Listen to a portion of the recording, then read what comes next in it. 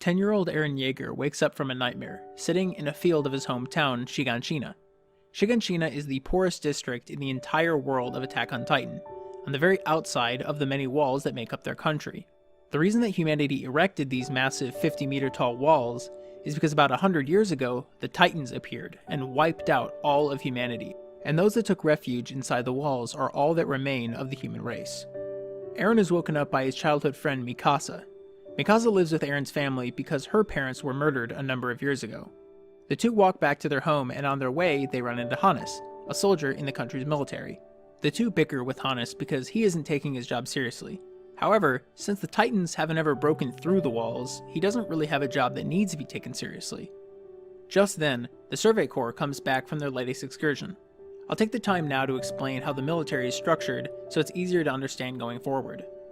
Everyone who becomes a soldier goes through the same 3-year-long training academy, and after graduation, they decide on which of the 3 branches of the military they'll go into: the Garrison, the Royal Guard, or the Scouts, otherwise known as the Survey Corps. The Royal Guard moves into the capital city and protects the king. The Garrison are in charge of keeping the peace within the rest of the walls, and the Scouts go outside the walls, attempting to find more answers about how we can beat the Titans once and for all. That being said, the Survey Corps almost always returns in failure, with most of the members of that mission dead or severely injured. And this one's no different. About 80% of the soldiers who left for the mission didn't return. However, this doesn't faze Eren, who sees the Scouts as heroes. After getting to their home, Mikasa reveals to Eren's mother that he wants to join the Survey Corps. While his mother disapproves of this idea, his father Grisha, just before heading out for the day, says that once someone like Eren sets his mind on something, there's no point in trying to stop him. And in fact, once Grisha gets home, he says that he'll show Eren the secret that he's been keeping in the basement all this time. After this, Eren and Mikasa leave home and run into their good friend Armin. Armin tells Eren that he too one day wants to see the outside of the walls and experience freedom. Specifically, he wants to see the ocean. Eren, Mikasa, and Armin all agree that one day they'll leave the city of the walls and see the ocean together. And then, boom! Everyone in Shinganshina looks at the walls in terror, paralyzed at the sight before them. The colossal Titan had appeared. Standing at a massive 60 meters tall, he kicks through the wall, releasing hundreds of Titans into the city. Death, destruction, and chaos followed. Eren rushed home, but it was too late. His mother's legs had been crushed by a boulder. Suddenly, Hannes appears, and Eren yells to him to save his mother, but when faced with the horrifying Titan, Hannes grabs Eren and Mikasa and runs. Eren's mother is picked up and eaten. Shinganshina has fallen.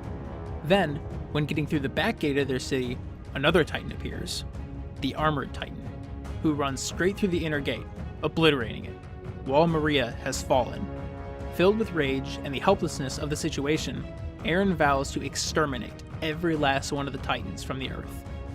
And then Eren has some kind of dream that his father injects something into his arm and gives him a key while telling him something important. 2 years later, Eren, Mikasa, and Armin have arrived to their military training corps. Their instructor is a man named Keith Shadis. They'll train for 3 years before they officially join the military. Everyone introduces themselves to their instructor. The notable rookies besides our main 3 are food-loving Sasha Browse, short but spunky Connie Springer, kind and gentle Krista Lenz, stoic but reclusive Ymir, good boy Marco Bott, headstrong Jane Kirsten, quiet and reserved Andy Lionheart, introverted but compassionate Bertolt Hoover, and tough but brotherly Reiner Braun. Everyone gets to know each other well, and they bond over the stories from their homelands. Once in training, they learn that Titans only come from one specific direction, and there's also only one way to kill them, slicing the nape of their necks. Sometime later, they begin to learn how to use 3D maneuvering gear, and Mikasa masters it instantly. Everyone else is getting the hang of it, except Eren, who repeatedly fails. At night, Eren and Armin ask around about what he could be doing wrong, but no one's able to help him, until he asks Bertolt and Reiner. They don't think they can help him exactly, but they say they can relate to his drive for success. They're from a small village that was also eradicated by the Titans when they broke through the walls. They understand Eren because they know how scary the Titans are, whereas everyone else has just heard stories. The 4 of them sneak out and go for a walk together, as they continue their conversation. Eren asks what Reiner wants, and why he became a soldier. Reiner explains that at the end of it all, he just wants to return to his homeland no matter what. They ask Eren the same question, and he responds by simply stating he wants to wipe all the Titans off the face of the planet. The 4 of them are now looking over a lake, having bonded over their dreams. Reiner tells Eren that he thinks he'll do fine on the maneuvering test. The next morning, Eren gets up on the belt and is able to hold it for a while, but suddenly falls to the ground. Shadis tells Eren to take off his belt and switch with another person. When he does, Eren gets it instantly, because his original test belt was broken for some reason. So Eren passes the test and everyone continues their training. 3 years later, everyone in the 104th Squad has completed their training. The top 10 of their class are in order as follows: Krista Lenz, Sasha Blouse, Connie Springer, Marco Bott, Jean Kirsten, Eren Yeager, Annie Lionheart, Bertolt Hoover, Rainer Brown, and Mikasa Ackerman. Everyone will soon be faced with the choice of what faction of the military they'll go into, but for now, they're sent to the Trost district for a little while. Before they head out, Eren, Mikasa, and Armin sit outside together and reminisce about when they were younger, and about how badly they wanted to see the outside world. They all agree not to let go of that dream, and someday when they join the Scouts, all 3 of them will see the ocean together. The next day, Hannes runs into them for the first time since the incident. He says that he regrets the decision not to save Eren's mother, but Eren says it's okay because he'll make sure nothing like that ever happens again. The entire 104th is patrolling around the outer wall and making some passing conversations. Everyone's spirits are up and things are looking well. Eren thinks to himself that maybe, just maybe, for the first time in history, humanity has begun their counterattack against the Titans. Boom! The Colossal Titan has appeared again, and he destroys the gate beneath them. Everyone's blown away but quickly get into gear and move towards the Titan, who destroys all the mounted cannons, showing that this Titan isn't mindless like the others. He's actually intelligent. And then just as quickly as he appeared, he vanishes. Titans begin flooding the city, and the Scouts are away on a mission outside the walls. The 104th and the rest of the garrison are the only hope for humanity, because if the Colossal Titan comes back and breaks the next wall in, humanity will perish. The students break up into teams, and Eren promises Mikasa he won't die. Everyone moves into action. Soldiers fly through the air, prepared to kill as many Titans as possible. However, there are too many, and the soldiers begin to fall. Fast. Eren gets distracted by the number of his friends dying, and suddenly his leg gets bitten off by a Titan, and he falls on a nearby roof.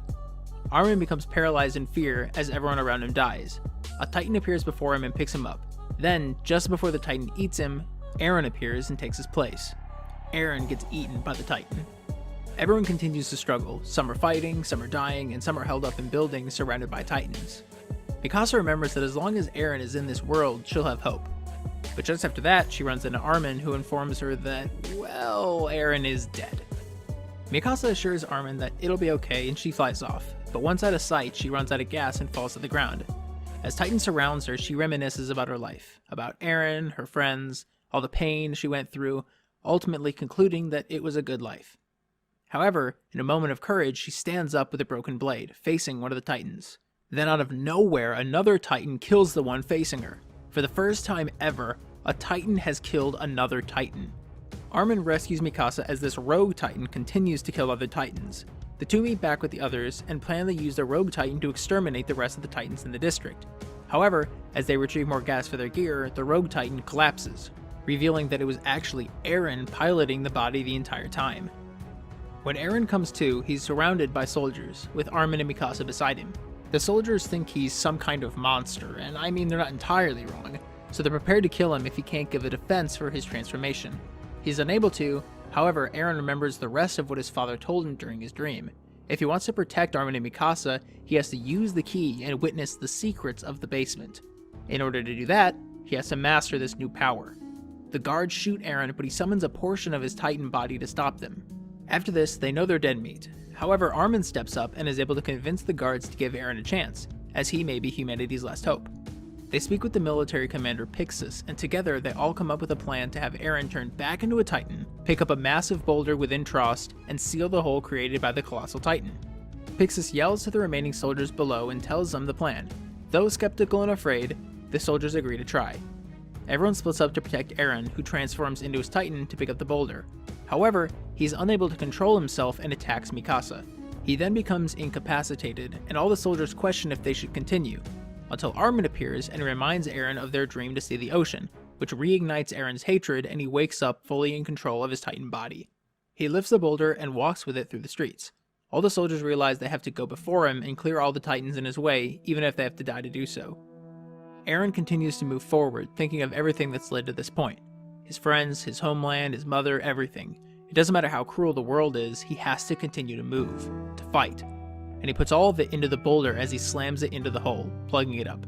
achieving humanity's first victory against the Titans for the first time in history. The scouts and garrison units then clean up the remaining Titans within Tross before they identify the dead. Among the countless bodies lies Marco Bot, who's somehow missing his maneuvering gear. Everyone leaves the district, but they're able to catch 2 Titans that they keep for research. They name them Sunny and Bean. Aaron wakes up in a jail cell, and sitting outside the bars is the commander of the Survey Corps, Erwin Smith, alongside humanity's strongest soldier, Levi. The two question him about his Titan powers, the key in the basement his dad talked about, and his motivations in all this, because they now have put the puzzle pieces together that the Colossal Titan and Armored Titan are probably also Titan shifters like Aaron. Aaron simply responds that he wants to join the Survey Corps and kill Titans. Erwin believes him and accepts him into the Scout Regiment. A leader of the Survey Corps, Hanji, along with another squad leader Mike, come to get Aaron out of his cell a few days later, and they bring him to a courtroom. Pixis, Erwin, Levi, and even Mikasa and Armin are in the stands. Everyone is here to decide the fate of Aaron, because his existence has caused fear within the public. The military ranks want him to be killed and dissected, while the Survey Corps want him to join their ranks, to plug the wall in Hol Maria and eventually reach his father's basement.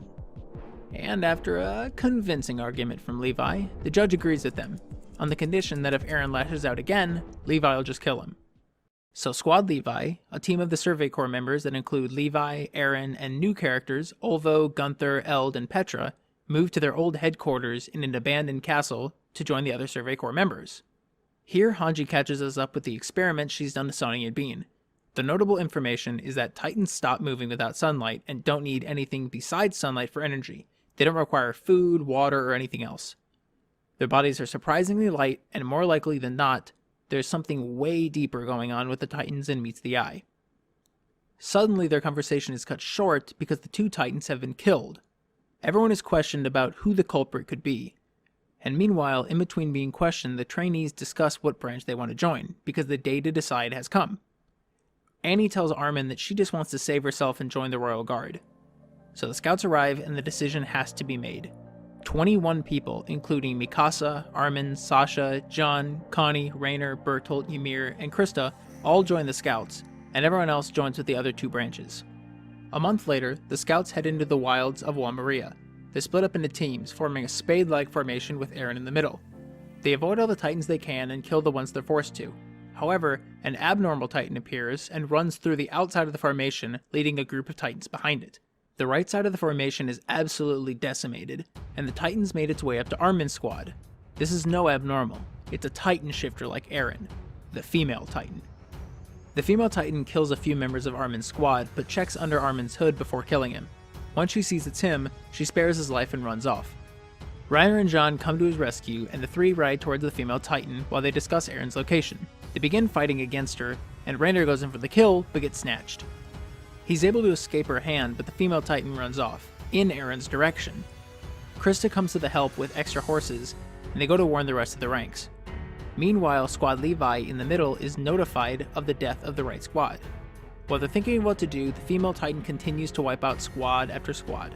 The middle column rides into a giant forest to keep cover, while the others go around.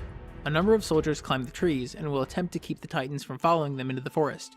However, the female Titan's already inside, and she's right behind Aaron. But even though she's closing in, everyone is unfazed. They have full trust that Levi will lead them to victory. Aaron wants to transform and fight her on his own, and Levi says that if that's what he chooses, he can go ahead, but he better hope it's not a decision he regrets. Aaron chooses to trust Levi and he rides forward. And then, just as she's about to snatch Aaron, boom! The rest of the Survey Corps had set a trap for the female Titan, and she fell for it. So now that she's trapped, they'll cut out whoever's inside the Titan. On the outskirts of the forest, Armin realizes that if this female Titan is someone they know, then it's almost certain that those who controlled the Colossal and Armored Titan are also spies among them, and finding out who they are could be the key to finding out the true nature of the Titans. Levi and Mike try cutting open the female Titan's neck, but she's guarding it with some kind of hardening ability. Suddenly, the Titan screams, and floods of normal Titans surround them. The Titans start eating the female Titan's body, and the soldiers aren't fast enough to kill them all. So her entire body is consumed, and the soldiers are forced to retreat. While they start to ride out of the forest, Erwin realizes that the human that was inside of the body could have escaped using maneuvering gear, and could still be among them. Just then, right behind Squad Levi, she appears, resummoning her Titan form. and she completely obliterates the squad. Although Gunther, Eld, and Petra are all killed by the female Titan. Eren realizes that he made the wrong choice back then. He should have fought, and he will now. He transforms and begins to fight the female Titan. The two engage in hand-to-hand combat briefly, but Eren's punches are no match for her skillful technique. She turns his weight against him, defeating him. She takes Eren captive, but Mikasa and Levi step in and the two team up against the wounded female Titan. Together, they're able to save Eren, but the female Titan gets away. The Survey Corps returns to the walls, defeated and demoralized, achieving nothing but death from their mission. Erwin must hand over Eren to the military police. Cut to Stohess District. Annie joins her fellow military police brigade to start the day, and word is spreading in the capital about Eren and the scouts' failure. It's their job to escort the Survey Corps' carriage to the center of town where the trial will be. While walking, Annie hears a voice call out to her from an alley. It's Armin. She walks with him, and Armin asks for Annie's help in saving Eren. They need to hide him in order to buy time to change the council's ruling. Annie puts on a ring and agrees to help. They rejoin Eren and Mikasa, who are hiding in the city. They enter the tunnel they plan to go through, but Annie refuses to enter. Things get tense as Armin asks why Annie has Marco's maneuvering gear, and if it was her who killed the Titans Sonny and Bean. Eren pleads with Annie that if she just enters the tunnel, they can drop all of this, but she simply will not. And it dawns on everyone that both parties know each other's secrets. Annie is the female Titan, and they figured it out. Annie bursts into laughter and uses the ring to transform into the female Titan. Eren, Mikasa, and Armin run down the tunnel, but Annie stomps a hole above them. All of the scouts launch into action, and Eren transforms into his Titan form. Eren and Annie fight, but Annie gets the upper hand, allowing her to run towards the wall, hoping to make an escape. Eren catches up to her and begins to use her own moves against her, but she still has the advantage and incapacitates him against a building by breaking his skull. Annie runs off towards the wall, but Eren begins to light up like fire, and he advances towards her rapidly. He leaps and tackles her to the ground, going completely berserk and fighting with everything he has left. Annie barely reaches the wall and begins to scale it, hardening her fingers to get a hold, when Mikasa appears and slices him off. Annie falls to the ground where Eren lays in wait. However, before he can finish her off, Annie, with tears in her eyes, begins to light up. Crystals form around her and Levi swoops in, cutting Eren out of his Titan body. When the smoke clears, all that's left is a giant block of impenetrable crystal with Annie inside, unconscious. Everyone realizes there will be no way to get answers from her in this state, so the scouts take the crystal away until the day when she eventually comes out. Eren wakes up in his room with a few of his friends by his side, and they wonder if humanity will ever truly win. Meanwhile, Erwin meets with the council to decide Eren's fate, concluding that now that Eren can become a Titan, humanity has, for the first time in history, a chance. And that even though there are at least 2 more Titan shifters among them, they'll find them. It's time to use Eren to launch their attack on the Titans. However, back in Stohess District, the section of the wall Annie was climbing breaks off, just enough to reveal a colossal Titan hidden within the wall. And so concludes Season 1. The second season picks up right where we left off, with the leader of the Church of the Walls, Nick, being questioned by Hanji about why there's a colossal Titan within the walls. Hanji speculates that it's probably not a coincidence that the spot where Annie broke the wall is where the Titan is. Most likely, the walls are full of them. He tells her nothing, and they're forced to simply cover up the hole for now. Armin says that he's worried about what might happen if all those colossal Titans escape the walls, but realizes that the walls must have been built using the Titan's hardening ability. Everyone sits quietly, reminded of how little they actually know. Suddenly, a scout appears, riding through the city, trying to find Erwin to inform him that there are Titans inside Wall Rose. Rewind 12 hours. Everyone in the 104th except Mikasa, Armin, and Eren are chilling inside a small hideout, south of Wall Sina, only a little ways from Connie's hometown. They've been told to stay inside with no combat gear on, which is suspicious because the guards outside are equipped. But suddenly, Sasha springs up. She can feel Titan footsteps. Raynor says that it's impossible because that would mean Wall Rose has fallen.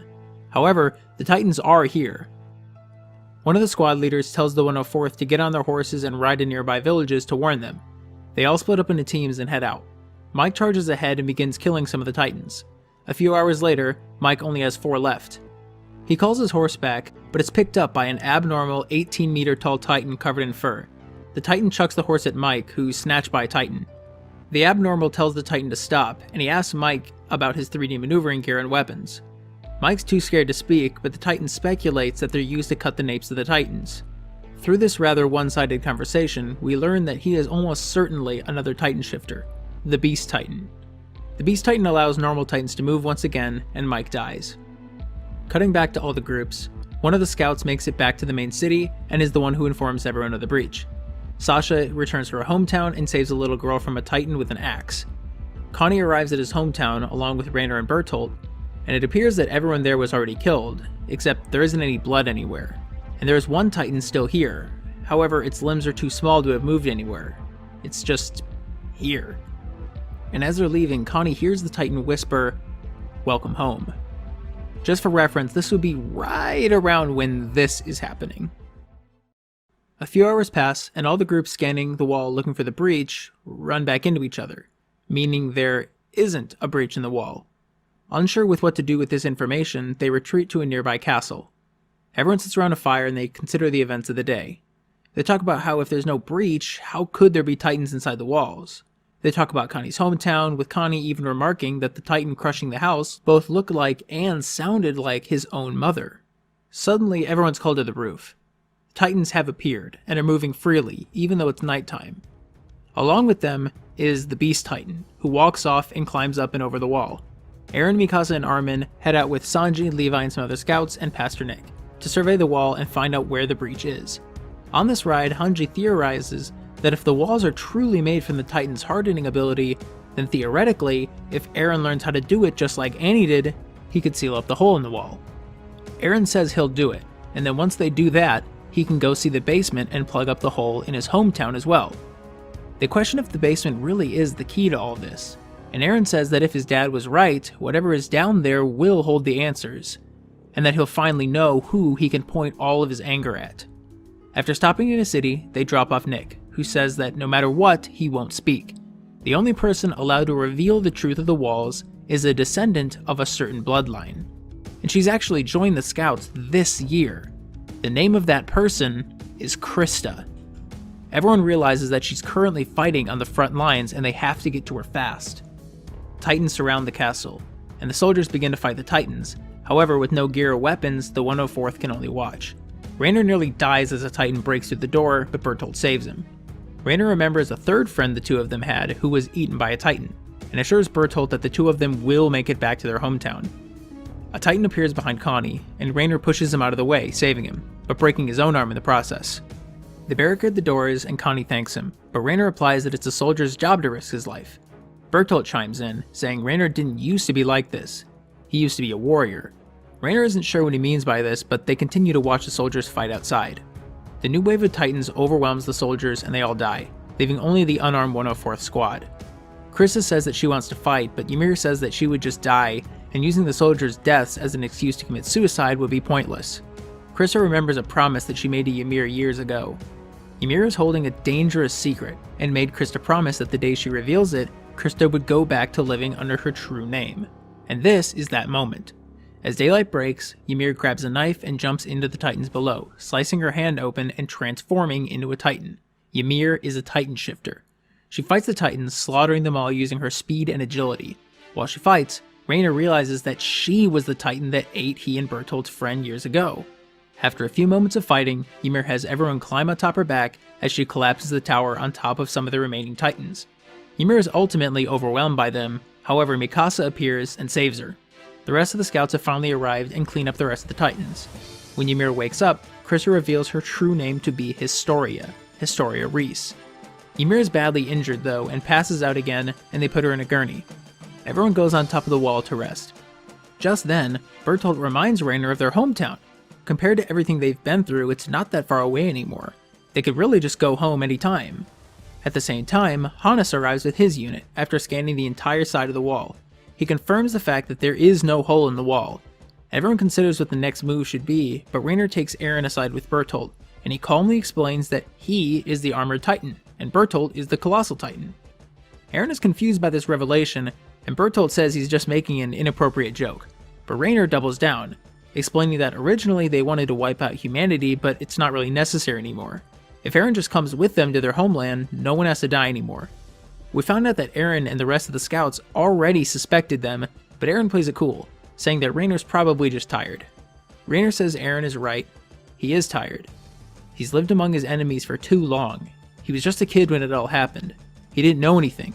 Even now, he can't tell what's real anymore. All he knows is that it's time to pay the price for his actions, as a warrior. Raynor advances on Eren, but Mikasa leaps in without hesitation, attacking both Bertolt and Raynor, nearly killing them both. However, they're still alive, and they transform. Bertolt and Raynor are the colossal and armored titans. They kidnap Ymir, and Raynor begins to retreat with Eren in hand. However, with tears and rage in his eyes, Eren transforms, and the two begin to fight. The two engage in a freaking baller MMA fight, while Bertolt tries to wipe out everyone else. The battle's really close, but Eren has learned from his fight against Annie, and uses Raynor's weight against him, besting him. Eren tries to rip off Raynor's head, but is stopped when Bertolt drops from the top of the wall, creating an explosion of steam that incapacitates everyone. 5 hours later, everyone wakes up, but Raynor and Bertolt have escaped, with Eren and Ymir captured. Erwin finally arrives with horses and reinforcements, and they can finally go after them. They figure out that Raynor and Bertolt were most likely hiding out in a forest until night, when they don't have to worry about titans. So that's where the scouts go.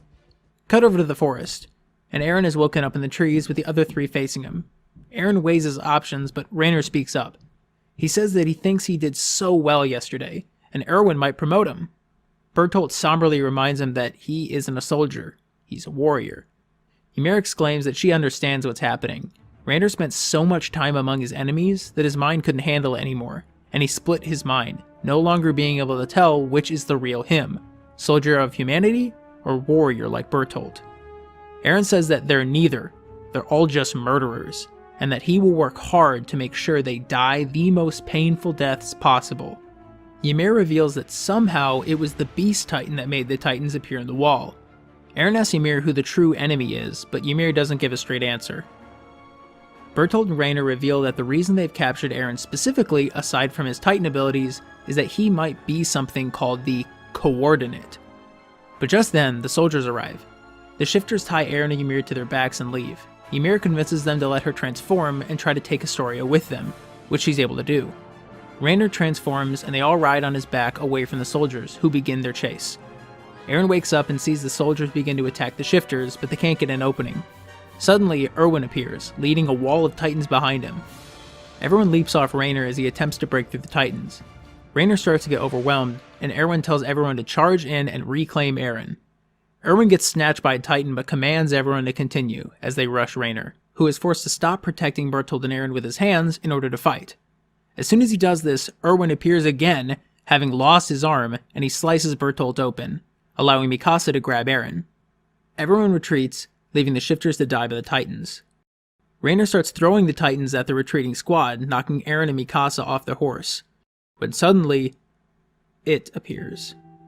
The titan that ate Eren's mother. Eren and Mikasa are helpless until Hana swoops in to protect them. Erwin's horse gets taken out, and he sits on the ground defenseless. John falls as well, and Armin tries to defend him. Suddenly, Hannes is grabbed and eaten by the titan. Everyone lies on the ground, hopeless. Eren looks to Mikasa before letting out one final scream, punching the titan. Out of nowhere, all the shifters feel a jolt, and then all the titans stop what they're doing and attack the titan Eren punched. Once they're finished eating that titan, Eren looks back at Raynor, and the remaining titans go after him, allowing everyone to retreat. And just before it's too late, Ymir has a change of heart, letting Historia go.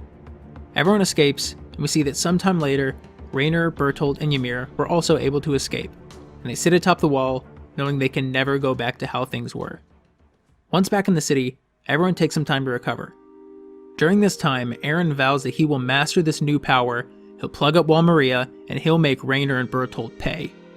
Then, in Erwin's hospital room, Hanji, Connie, and Levi talk about the titans that the Beast Titan created in the walls, and theorize that they were once made from people in Connie's hometown. In other words, all titans were once humans. Meanwhile, the Beast Titan reveals his true form. And that concludes Season 2. Season 3 starts with the Uprising arc, which is where things get admittedly pretty complicated, so I'll do my best here to make it simple. The 104th is tidying up a cottage and talking amongst themselves. They've all been chosen as the new Squad Levi, charged with the protection of Eren and Historia. Levi shows up and discusses with Erwin about how Eren can't figure out how to harden, and they may need to abandon the basement plan for now in favor of figuring out what Pastor Nick meant by Historia being the only one who can know the truth of the walls.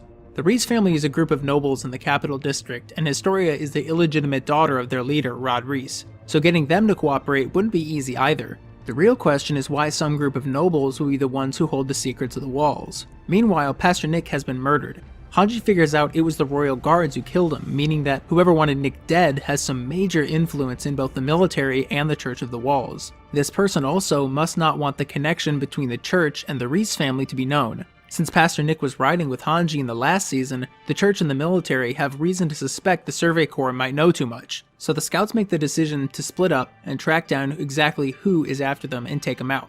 They split up. Levi will take some men and figure out who's behind all this, and Hanji will go to protect and inform Erwin, because they'll probably be after him as well. Squad Levi walks through the city, and suddenly, Historia and Eren are taken. It's not actually them though, it's Armin and John in disguise. Armin is, never mind. Levi heads off to go protect the real Eren and Historia and leaves Mikasa to deal with the kidnappers. Levi springs into action but is stopped by an old friend who's working with the Royal Guard, Kenny the Ripper, who's actually his uncle. Kenny's squad attempts to kidnap the real Eren and Mikasa, and Levi tries to beat Kenny to Eren, and a few scouts catch up to him as well. They make it onto the cart but are unable to save them. Meanwhile, the king's advisors talk about their plans to shut down the scouts. Back to Squad Levi, they've captured a man named Demo Reeves, who's a mob boss with connections to the military. They interrogate him to find out where Eren and Historia were taken. He doesn't know, but he says that he might know some royal guards who might.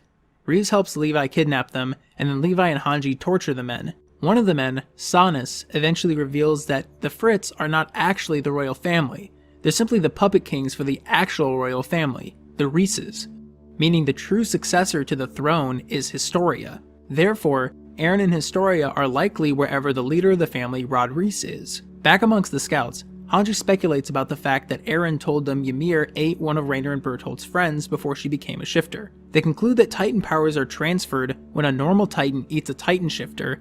That Titan turns back into their human form, but they'll inherit the powers of the shifter they ate. The whole group realizes at once what this means.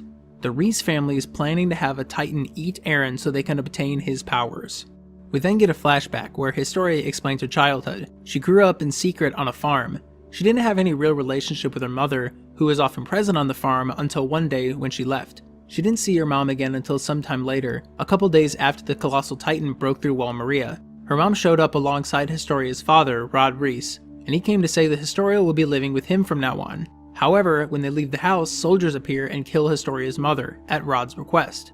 But rather than have Historia killed as well, he simply tells her to move away, and change her name to Krista Lenz. Back to the present, Historia is with her father once again, and he says he's sorry for everything she went through, but he needs her for something important. Meanwhile, Erwin has a meeting with Commander Pixis. Pixis asks what Erwin's intentions are, to which Erwin replies that they plan to usurp the king and crown Historia as the rightful ruler. Pixis is shocked, but Erwin says that once they empower Historia as queen, they can reveal the truth of the government to the public. Erwin tells him that after doing a lot of research, he believes that when the walls were created 107 years ago, the king somehow altered everyone's memories so that he could control them, which is why no one knows what life was like before the appearance of the Titans. The power Eren used to control the Titans may be the key, and if the Reese family gets a hold of it, they could wipe everyone's memory again. Pixis gives his approval and leaves. Just then a scout barges in, informing Erwin that the military has framed him for murder, and he has to turn himself in.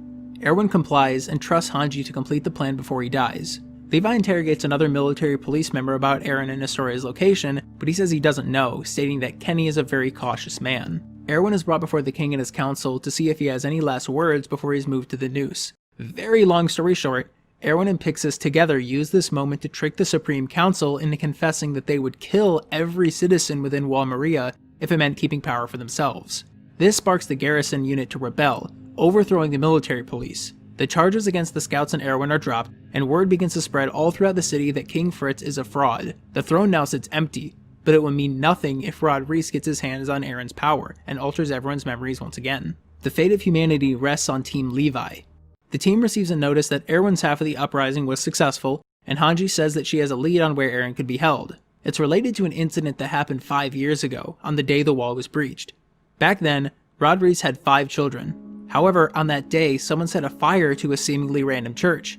It just so happened that the entire family was inside the church at that moment, and everyone except Rod Reese died. This happened right before Historia's mother was murdered. In other words, Rod sought out Historia immediately after his family died, and so, Rod must have some kind of plan that involves someone from his bloodline. Hanji speculates that there might be something more going on with that church and they need to investigate. Meanwhile, Eren wakes up in a room made entirely of crystal. He's bound onto his knees and gagged, rendering him completely unable to move. Standing before him is Historia and Rod. Somehow Eren recognizes this location even though he's never been here. Rod and Historia extend their hands and touch Eren's back. Instantly, his mind is flooded with memories. But they're not his memories, they're his father's. He sees his father arriving in the City of Walls from the outside, and an unknown man greeting him. Then, he sees that years later, his father infiltrated the current location, revealing that it was no fire that killed Rod Reese's family, but Grisha. Eren's father was a Titan shifter, who uses abilities to steal the Titan powers from Rod's oldest daughter, Frida. Frida possessed the greatest Titan power of them all, something called the Founding Titan, which possesses the ability to control all normal Titans, a power known as the Coordinate. This Titan also has the ability to alter people's memories, among many other things. The Founding Titan was the ability of the original king of the Walls 107 years ago, and it can only be used by a person with royal blood. However, Grisha stole it. The last thing Eren sees is himself as a boy turn into a Titan and eat Grisha. Eren became a Titan shifter by eating his father, gaining both his father's Titan powers and the latent abilities of the Founding Titan. Once Eren snaps out of it, Kenny appears, informing Rod that all the scouts are approaching. Rod tells Kenny to take his team and deal with them. Rod brings out a syringe and brings it to Historia.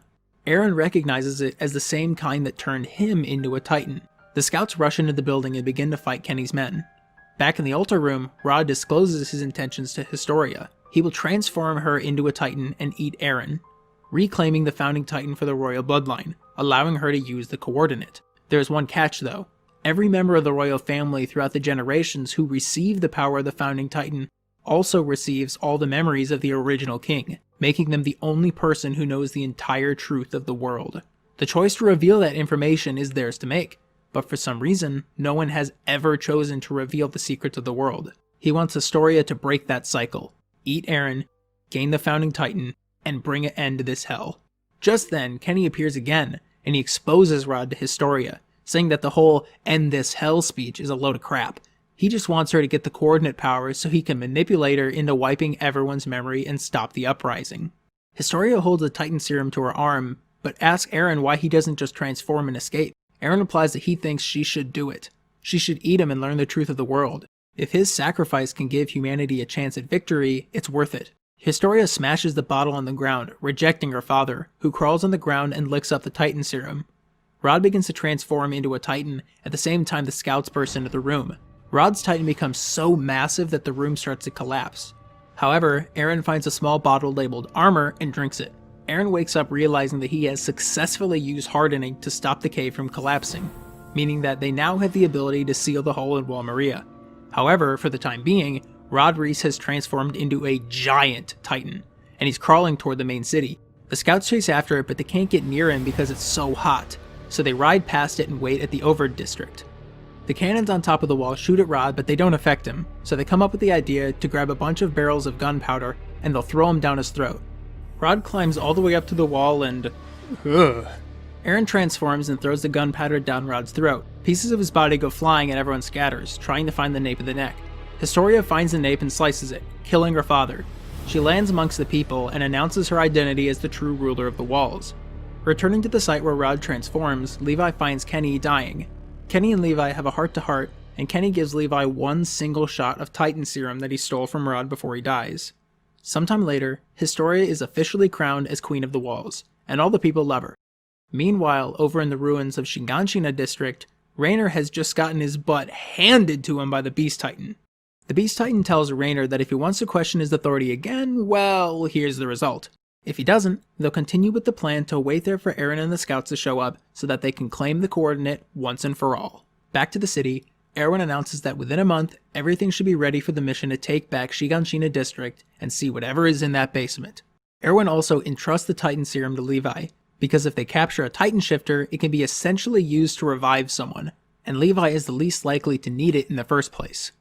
Meanwhile, all the kids are having dinner together, and John suggests that they figure out who the man Aaron saw in his father's memories is, because he might have some answers. After thinking about it for a moment, Aaron realizes who that man is. It's their academy instructor and the old commander of the scouts, Keith Shadis. And so the gang gets their things ready and they go to meet with him. They sit down with him and Aaron asks if he knows anything about Aaron's father. He says he honestly doesn't know anything, but there is one story he can tell them. 20 years ago, on the way back from a mission, he met Grisha outside of the walls, who claimed he didn't know how we got there. The two bonded and became close friends, however, over the years they drifted apart. They ran into each other again shortly after the Colossal Titan broke through the wall. Grisha was running off with Aaron into the forest, and Keith ended up following them. When he got there, he only found Aaron and took him back into the city.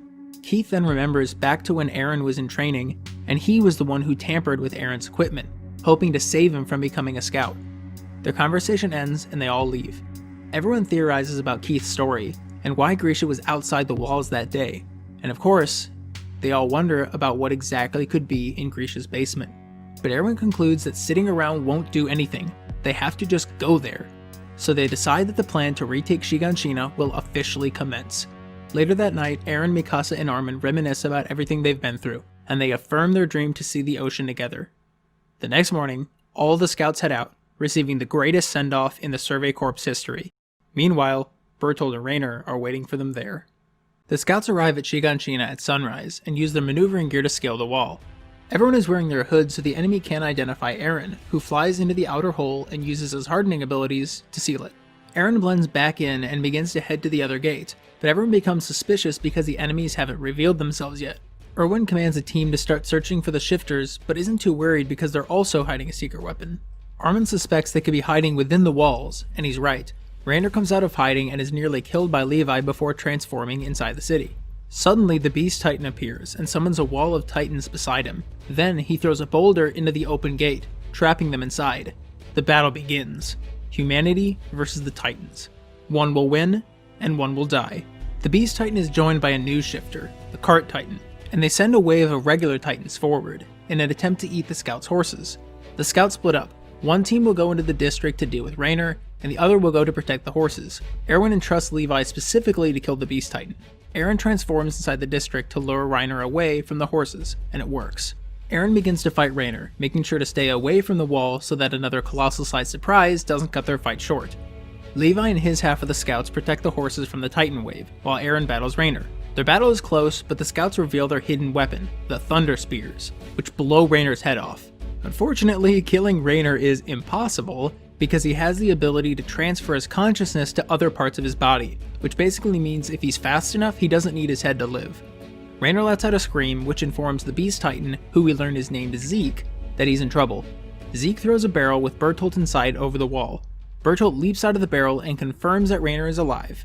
Armin tries to talk with Bertolt, but he flies off and transforms into the Colossal Titan, which completely nukes the district, killing all of the scouts within except Aaron, Mikasa, Armin, Sasha, Connie, and John. On the other side of the wall, the Beast Titan begins crushing up boulders and throwing them towards the scouts like shotgun blasts. Erwin joins them and assesses the situation with Levi. It won't be long before the Beast Titan shreds every one of them. They have to make a move. Back to Aaron's group, Aaron tries to grapple Bertolt but gets knocked away.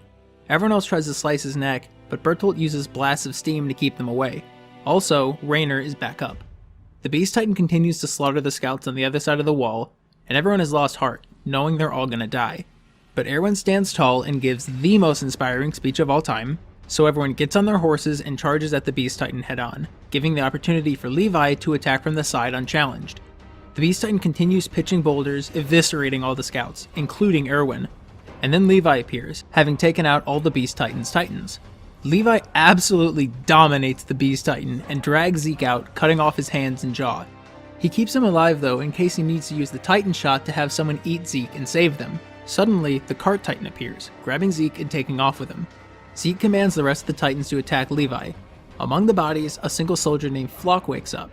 Back inside the district, Armin notices that the more the Colossal Titan uses the steam burst, the thinner he gets, meaning that it can only be used so much. Armin thinks of a way they might be able to beat him, and he wakes Aaron up and tells him, Mikasa and the other scouts continue their assault on Raynor using thunder spears, and Eren slips off the wall, falling to the ground below. Armin flies to Bertolt and grapples his bones, forcing him to spam all his uses of the steam burst, but Armin dies in the process. At the same time, Hanji appears, back from the grave, allowing Mikasa to deliver one last thunder spear to Raynor, incapacitating him.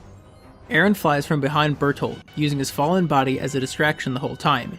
Eren rips Bertolt out of the Colossal Titan body and then carries him to a nearby roof where Armin's burnt body is laying. Zeke and the Cart Titan have arrived, and Eren threatens to kill Bertolt. Zeke tells Eren that he knows Eren's father and that they're both victims of him. Their conversation is cut short when Levi appears, and Zeke realizes that means it's time for him to get the heck out of there. Zeke tells Eren that he'll come back for him someday and save him, and he and the Cart Titan retreat, snatching Raynor from Hanji as they go. Suddenly, Armin starts to breathe again. At the same time, Flock arrives with a still-breathing Erwin strapped to his back. They're now faced with a decision. They have one Titan shot and one Titan shifter for the new Titan to eat. Will they give it to Armin or Erwin? After fighting amongst themselves, Levi chooses to save Erwin, but once alone, he changes his mind last minute and saves Armin.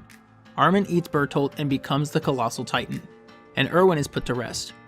Armin has a nightmare but wakes up to his friends surrounding him, and they inform him about what happened. Hanji decides that she, Eren, Mikasa, and Levi will go to the basement while everyone else recovers. They make their way to the basement, only to find out Eren's key doesn't fit, so Levi just kicks down the door and they head in. It looks like a normal basement, but they find a secret keyhole in the desk, which is what Eren's key is actually for. Opening the secret drawer, they find 3 books. Within the books are all the answers. The first, and the biggest revelation, is that humanity has not perished.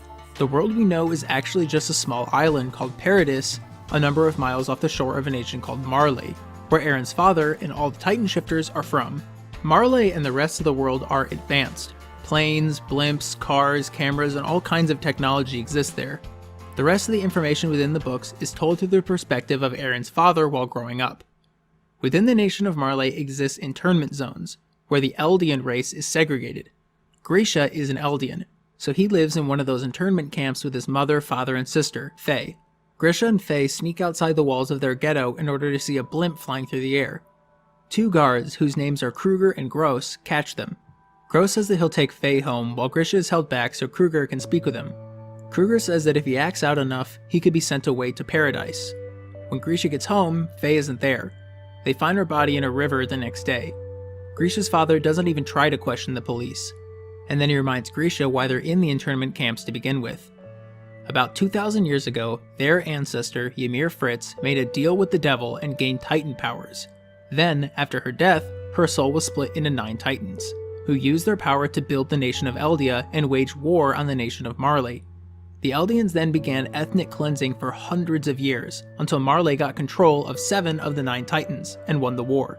The king of the Eldians at that time fled to a nearby island and erected the giant walls we know so well, claiming that if anyone tries to mess with him, he would unleash the millions of Titans within the walls and flatten the earth. However, the descendants of the Eldians he left behind that day are now the ones being held in the internment camps within Marley. Only Eldians can become Titan shifters, so the Marleyans grant freedom to the families of any child who becomes a warrior for their nation. The Eldians within the camps are also raised to think that the Marleyans are in the right to punish them for the crimes that Ymir committed, which is another reason why they're willing to send their children to become warriors for Marley. Years later, once Grisha was 18, he joined a group called the Eldian Restorationists, who seek to restore the kingdom of Eldia because they believe that Ymir was actually a saint, who used her powers for the good of mankind, not the devil Marley claims she was. The Eldian Restorationists also have a spy working for them who's somewhere within the Marley ranks. In this group, Grisha also meets a descendant of the royal family named Dina Fritz, who he ends up marrying and has a child with. This child is Zeke. All of the Restorationists form a plan. They will enlist Zeke into the warriors and have him go to Paradis Island, and recover the founding Titan. He won't be recovering it for Marley, but for them. However, in a twist of events, when Zeke turned 7, he turned on his parents and exposed the entire Restorationist group to the Marleyan government, who sent them all to Paradise for eternal punishment. Once transported to Paradis Island, the Restorationists are injected with Titan serum, where they turn into Titans and head towards the City of the Walls, including Grisha's wife, Dina, who turns into the Titan who ate Eren's mother. All the guards except Kruger and Gross walk back to the boat, and Kruger suddenly pushes Gross off the wall into the Titans below, revealing himself to be both the spy working for the Restorationists and a Titan shifter himself. Kruger destroys the Marleyan ships and reveals that the Titan shifters live a maximum of 13 years after gaining their powers, and he's out of time. So he entrusts his final mission to Grisha. He will turn Grisha into a Titan and let himself get eaten. Grisha will go into the walls and reclaim the founding Titan, for Eldia. He then explains that all Eldians are connected by paths. Distance and time plays no factor. In fact, if a Titan shifter dies without passing on their power, it'll just be given to a random Eldian child. All the invisible paths connect at one single point, the coordinate, the founding Titan. Grisha doesn't think he's strong enough to complete this mission, but Kruger interjects, saying the whole reason he chose Grisha wasn't because of his hatred for Marley, but because back when he was a boy, he went outside the walls. He pursued freedom. All 9 Titans possess an innate skill or ability, and the Titan Grisha will inherit from Kruger has always, no matter the age, pursued freedom. Its name is the Attack Titan. Before making the injection, Kruger tells Grisha to make a family inside the walls, because if he can't love someone, he'll be doomed to make the same mistakes, over and over, and if he wants to save Mikasa and Armin, he has to carry out his mission to the end, thus concluding the information contained in the books. Eren wakes up and contemplates with Mikasa and Armin about the information they've learned.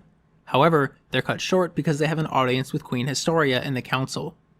Right before the meeting, Historia reads a letter given to her by Rainer before Zeke saved him. This letter confirms that Ymir is dead. But once the meeting starts, the entire group tries to strategize about what their next move should be, now that the entire world is essentially their enemy. During this meeting, Eren realizes that the way he can activate his coordinate powers is by physical contact with someone who has royal blood. He chooses not to tell anyone this out of fear that the Council would make Eren eat Historia or something crazy like that. The Council isn't sure what the next move is, but they decide that they must tell the public what they've learned. Word spreads like wildfire and the public has mixed reactions to the news. All the soldiers think about what they should do next, and Eren and Armin have a heart-to-heart, both of them remembering their dream to see the ocean. We then cut to a ceremony congratulating the scouts on their successful mission. When Eren kisses Historia's hand, he feels a jolt, and he sees something. 1 year later, humanity has managed to eliminate nearly all the Titans from the island, because for some reason, Marley must have stopped sending them. The scouts ride past Wall Maria for the first time in 6 years, and finally, Eren, Mikasa, Armin, and the others make it to their destination, the ocean. Everyone takes off their shoes and plays around in the water, laughing the whole time, but Eren stands alone. No smile on his face. For his whole life, he thought that beyond the walls, beyond the ocean, was freedom. But the reality is, beyond the ocean are even more enemies than he ever imagined. Eren points off into the distance, and hopelessly asks his friends, if he kills everyone on the other side, will they finally be free?